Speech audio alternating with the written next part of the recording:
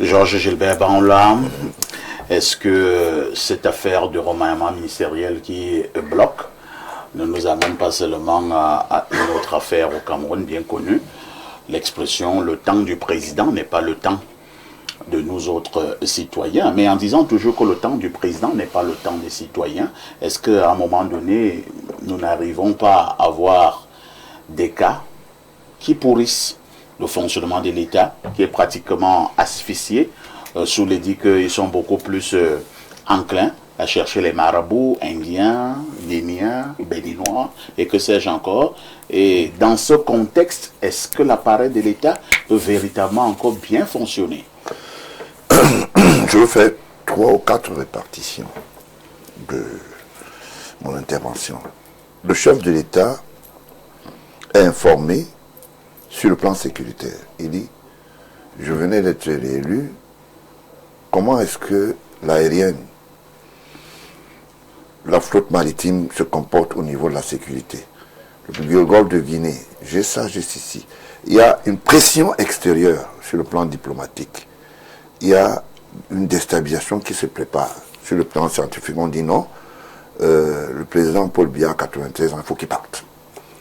Les amis des autres utilisent des valises diplomatiques, même certaines valises, je vous l'ai dit, ecclésiastiques, pour dire ce régime ne doit pas exister. Il doit tenir compte.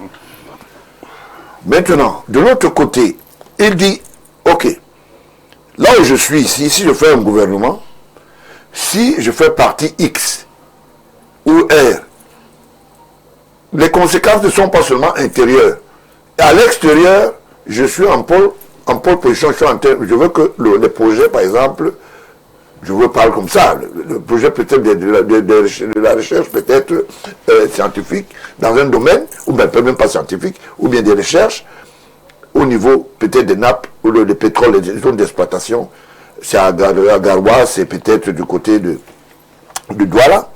Il va falloir que j'ai de l'argent pour rénover les instruments de transfert et de mobilisation du pétrole, parce qu'aujourd'hui, nous faisons ce qu'on appelle le pétrole brut. Il regarde tout ça. Toute cette conformité, il est dans l'embarras.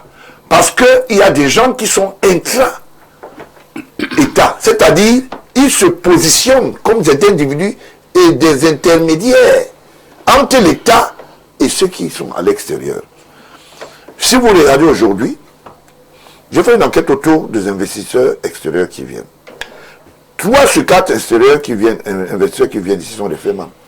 Ah bon? Oui. Pourquoi? Quand ils viennent, ces projets sont montés dans des ministères. Il y a ce qu'on appelle les directions, que je vais appeler les directions de coopération, dans chaque ministère. Et à l'intérieur de cela, les gars ont transformé des projets. C'est-à-dire, on écrit au chef d'État, il cote à la compétence du ministre. Le ministre cote à la direction. On dit, le gars dit, je suis preneur. Quand il arrive, il n'a pas l'argent pour investir. Il fait croire, il vient plutôt pour se vêtir d'un habit de féman. Comment il fait la fémania? Il dit, le ministre lui dit, bon, ok, monte un projet, je vais l'envoyer à la présidence. Dès que je vais l'envoyer, il y aura un retour, il y aura une expertise, il y aura une commission qui va siéger. C'est pour cela qu'aujourd'hui, la ligne 94 est portée disparue. Parce que la ligne 94, en fait, servait à un certain nombre de personnes, certains ports du régime, pour assouvir et endetter l'État. Et du coup, l'État s'est rendu compte que, mais attends, il y a un problème. Ça fait que Paul Biya a un problème politique, économique, social. C'est pas parce qu'on t'a investi que tu es allé à ta. Il faut faire attention. Nous sommes dans un régime d'urgence, c'est-à-dire il n'y a pas une sécurité permanente et stable. On vit dans un chantage trigonomique dans les 10 régions.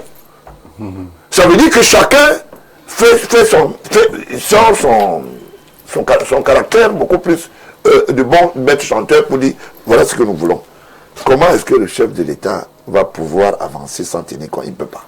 Il ne peut pas. De l'autre côté, il y a un contrat, la déchirure. On va chuter. Oui, je veux y arriver. La déchirure entre la politique gouvernementale et le chef, lui qui est exécutif. il y aura un problème. Ça veut dire que quand déjà tu as des collaborateurs qui sont devenus des bandits de petits mains. C'est pas exagéré, non, ça? des bandits de petits. J'assume mes propos. Parce que je ne veux pas indiquer pour qu'on ne soit pas responsable. Donc, je dis des bandits de petits mains qui sont là pour vendre des signatures, vendre le bluff et mettre en mal la politique. C'est ça. Et aujourd'hui, qu'est-ce qui se passe?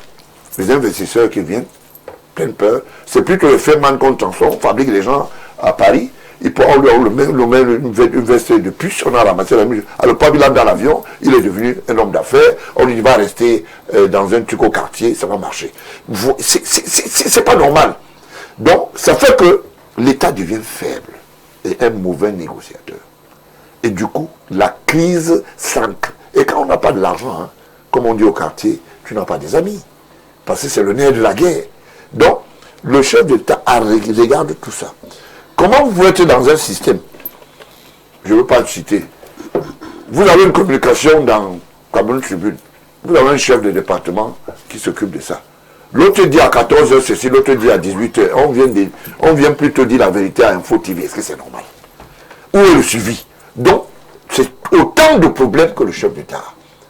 Et le poste de le même ministre qu'il a créé, vice-président, vice-président, c'est pour sa sécurité politique et la sécurité du pays. Parce que s'il met quelqu'un qui est en train de se comporter déjà comme un vice-président sans être président, il y a un problème. Il y a des gens ici qui, à l'attelage au ministère, il a 8 voitures, il avait les sirènes. Tu parles où? Tu es qui? Hein?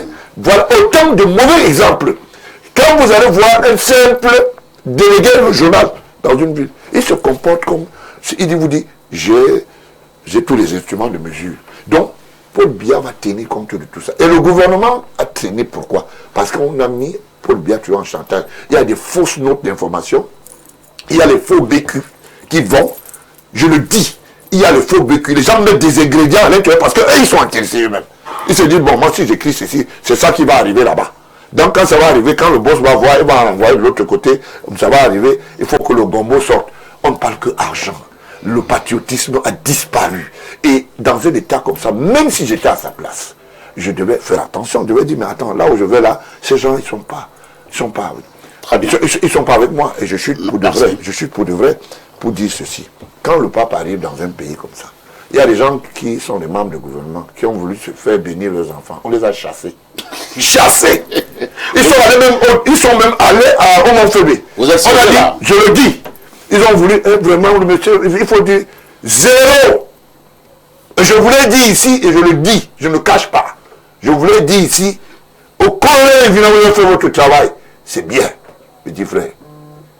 Que ceux qui ne sont pas contents, qu'ils aillent se faire voir ailleurs. Et je sais de quoi, j'indique pour que vous compreniez que je sais. J'ai dit, le colonel Evina, en service à la DSP de la présidence, vous avez fait votre travail, qu'ils aillent écrire encore comme ils écrivent souvent, dit au Dieu président de la République, tu es mauvais. J'ai dit, c'est bon. Tu as fait ton travail. Donc, les familles là peuvent aller se faire bénir, disons pas les prêtres, il y a les prêtres au Cameroun. Donc, vous ne pouvez pas attendre l'arrivée du pape, ou les anniversaires, les machins. Non, c'est terminé. C'est pour cela que le pape le regardait d'un regard. Vous regardez bien dans sa démarche. Quand un vient, il le regarde, il préfère se retirer. Et il avait toujours quelqu'un qui lui disait à côté, non, ça c'est pas bon. Là-bas, c'est bon. Là, c'est pas bon, faites attention. Parce que vous voyez là où celui qui vient vite là, c'est quelqu'un qu'on connaît. Et je le dis et j'assume. Je le dis ici. Le colonel vient faire son travail. Allez faire les rapports qu'on fait souvent. Vous dites que non, il a fait ceci, il a fait. Vous imaginez, quelqu'un quitte la place publique. Le pape ne t'a pas appelé. Tu cherches quoi au Mont-Fébé avec 4 enfants? Les autres sont allés à l'hôtel Mont-Fébé. Non, le pape, quand il va venir tout à l'heure, je veux aller avec mes enfants pour les bénir.